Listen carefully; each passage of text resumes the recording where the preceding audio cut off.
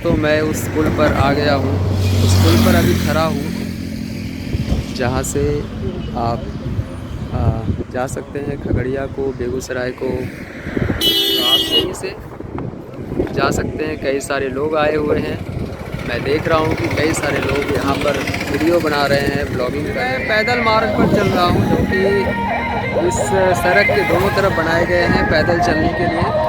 एक अलग से सेपरेट रास्ता बनाया गया है। यहाँ से नीचे मैं कई सारे मवेशियों को देख सकता हूँ।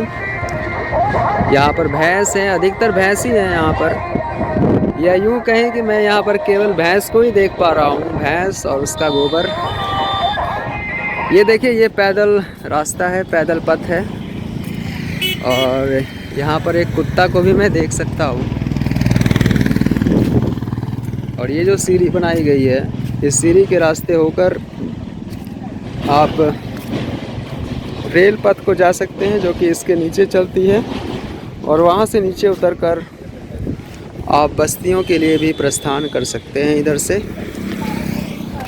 ये लोग उतर रहे हैं, आप देखिए।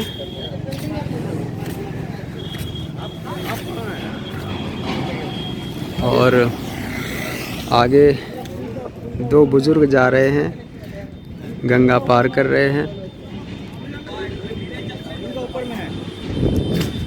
तो अब मैं वापस सड़क पर अपनी बाइक के पास जाता हूँ और फिर मैं आपको